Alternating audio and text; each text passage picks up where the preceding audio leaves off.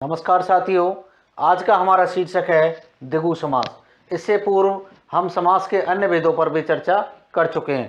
साथियों, आज द्विगु समास पर हम विस्तार से चर्चा करेंगे और कम समय में इसे अधिक से अधिक समझाने की या इस पर चर्चा करने की कोशिश करेंगे। साथियों, सबसे पहले परिभाषा है, जिस समास का प्रथम पद संख्यावाची हो, जिसके अंत में समाहार या समूह का बोध हो, उसे हम द्विगु समास कहते हैं।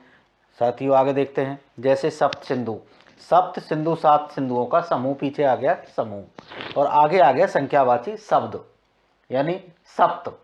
आप देखेंगे सप्त सिंधु एक शब्द है, सामासिक शब्द है, और इससे जब हम विग्रह करते हैं तो 7 सिंधुओं का समूह निकल के आता है। इस प्रकार से यहाँ द्विगु समास होता है। आगे देखेंगे हम नवरात्र, 9 रात्रियों का समूह। बिल्कुल बहुत सिंपल, जहाँ कठिनाई आएगी वहाँ मैं बताऊंगा, जरूर देखते रहिए। तिरंगा, 3 रंगों का समूह।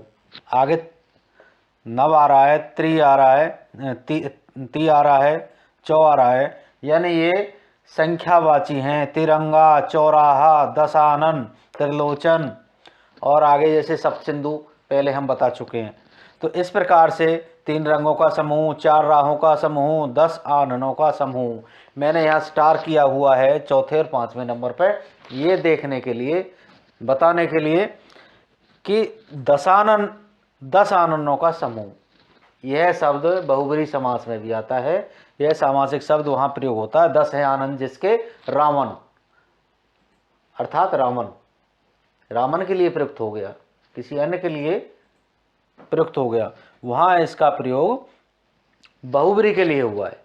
परंतु अगर इसका विग्रह 10 आननों का समूह होता है तो द्विगु समास है। ऐसे त्रिलोचन, 3 लोचनों का समूह, ऐसे होता है तो द्विगु समास है। परंतु 3 लोचन हैं जिसके, और आगे आ जाए शिव, तो आंख बंद करके लगा दीजिए बहुब्रीहि समास। साथियों, अब जो हमारे नौकरी वाले पेपर आते हैं, जो हमारी प्रतियोगी परीक्षाएं होती हैं, उनमें कैसे ये अंतर डालते हैं, कैसे फर्क डालते हैं, वो मैं बताता हूँ। पिछले समास में भी ये चीज़ें आई थी। वहाँ पूछ लिया कि त्रिलोचन, मैं मान के चल रहा हूँ, माना ये शब्द पूछ लिया त्रिलोचन, त्रिलोचन में समास बताएं, में समास होगा, समास, क्वेश्चन मार्क लगा दिया मैंने, क्या समास होगा। तो यहाँ के, यहाँ दे दिए आपका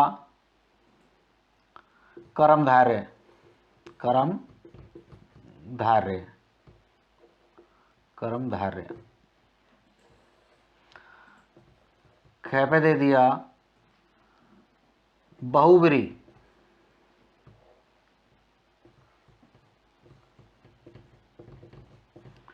आगे देखते रहिए। ग पे दे दिया द्विगु, और घ पे दे दिया द्वंद्व।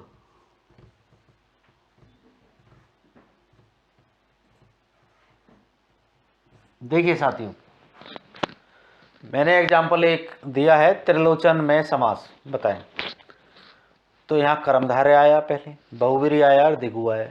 अब आप ये कहेंगे कि मैंने दोनों समास बताए थे, कि द्विगु भी और बहुब्रीहि भी, और यहाँ दोनों ही दिए हुए हैं कि हम बहुब्रीहि लगाएं या द्विगु लगाएं। ऐसी उलझनें कई बार आ चुकी हैं, ये पेपरों में भी जानबूझ के दिया हुआ है कई बार, तो इसमें कन्फ्यूजन में आ जाता है कि भाई इस बहुब्रीहि को लगाएं यहाँ या द्विगु को लगाएं, क्योंकि ऊपर तो केवल एक शब्द है और इस शब्द का नाम विग्रह किया हुआ है।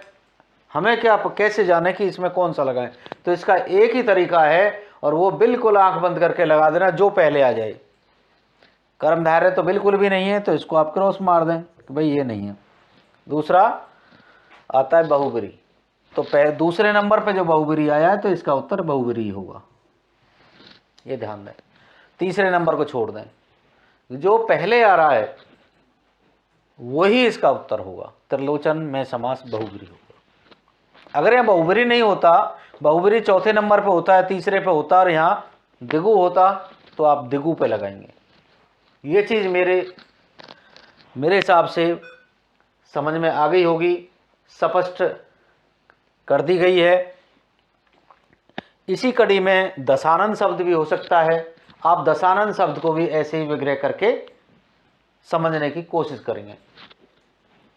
साथियों, जो बच्चे हमारी परीक्षाओं की तैयारी कर रहे हैं, जिनके पेपर अब आने वाले हैं, वो भी इन्हें बारीकी से देख सकते हैं। कहीं भी वो कंफ्यूज नहीं होंगे। वो अपने पेपर में आए हुए किसी शब्द का विग्रह करके आराम से समास का पता लगा सकते हैं। और ऐसी उलझन जो आती हैं जिसमें 4 ऑप्शन आते हैं, जो हमारे वैकल्पिक होते हैं, उनमें यही जो पहले आ जाए उस पर लगा देना, परंतु होना चाहिए उस समास का। जैसे त्रिलोचन है, इसमें दोनों समास हैं। जैसे दशानन है, इसमें दोनों समास हैं। जो पहले आ जाए, तो बहुवीरी आया तो बहुवीरी लगा दीजिए, आंख बंद करके लगा दीजिए, बिल्कुल सही होगा। आगे और उदाहरण है। सप्ताह 7 दिनों का समूह, 12 मासा 12 मासों का समूह, पंचरंगा 5 रंगों का समूह, त्रिवेणी 3 वेनियों का समूह, सप्तऋषि 7 ऋषियों का समूह। ऐसे कितने भी शब्द हैं, अनगिनत शब्द हैं, जिनका आप देखते ही बता देंगे कि हाँ, इसमें तो संख्यावाची है पहला पद, तथा अंत में समूह आ रहा है, लगा देंगे, बिल्कुल कर देंगे। 2 ही बात समझने की थी, एक तो संख्यावाची होना प्रथम पद, और दूसरा अंत में समूह का होना, विग्रह में समूह आना।